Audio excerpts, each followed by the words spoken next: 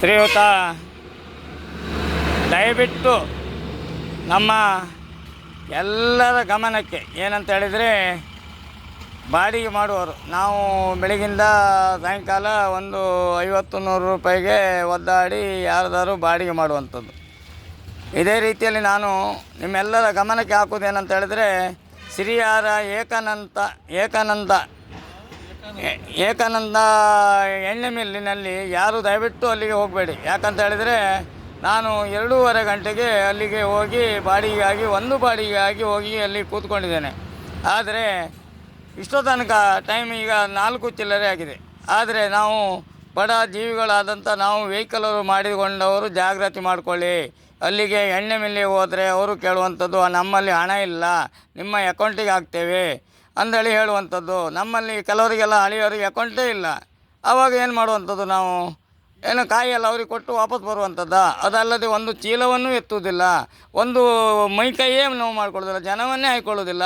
ಅಲ್ಲಿ ಹಣವೇ ಇಲ್ಲ, ನಿಮ್ಮ ಇದು ಕೊಡಿ, ಪಾಸ್ಬುಕ್ ಕೊಡಿ, ಆಧಾರ್ ಕಾರ್ಡ್ ಕೊಡಿ, ಮತ್ತು ಸಕ್ಕರೆ ಕಾರ್ಡ್ ಜೆರಾಕ್ಸ್ ಕೊಡಿ, ಇಂಥದ್ದೆಲ್ಲ ಕೇಳುವಂಥದ್ದು. ದಯವಿಟ್ಟು ಇನ್ನು ನೀವು ಈ ಏಕದಂತ ಸಿರಿಯಾರ ಮಿಲ್ಲಿಗೆ, ಎಣ್ಣೆ ಮಿಲ್ಲಿಗಂತೂ ದಯವಿಟ್ಟು ನೀವು ಹೋಗಬೇಡಿ.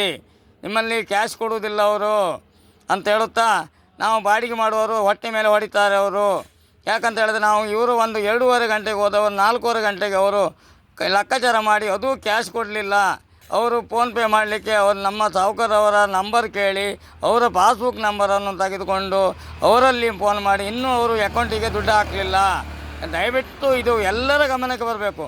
ಎಲ್ಲರೂ ದಯವಿಟ್ಟು ನೀವು ಬಾಡಿಗೆ ಮಾಡುವಾಗ ಸಿರಿಯಾರ ಮಿಲ್ಲಿಗಾದರೆ ನೀವು ಕಾಯಿ ತಗೊಂಡು ಹೋಗಬೇಡಿ ಅಂತ ಹೇಳುತ್ತಾ, ನಿಮಗೆಲ್ಲರಿಗೂ ಆ ಸೂಚನೆಯನ್ನು ಕೊಟ್ಟಿದ್ದೇನೆ. ನಿಮಗೆ ಬಿಟ್ಟ ವಿಷಯ, ಇನ್ನು ಆ ಓನರಿಗೆ, ನನಗೆ ಕೊಟ್ಟಂಥ ವ್ಯಕ್ತಿ ಓನರಿಗೆ ಇನ್ನೂ ಅಕೌಂಟಿಗೆ ದುಡ್ಡು ಬರಲಿಲ್ಲ.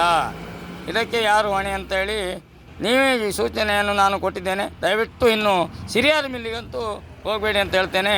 ಜೈ ಹಿಂದ್, ಜೈ ಕರ್ನಾಟಕ, ವಂದೇ ಮಾತರಂ.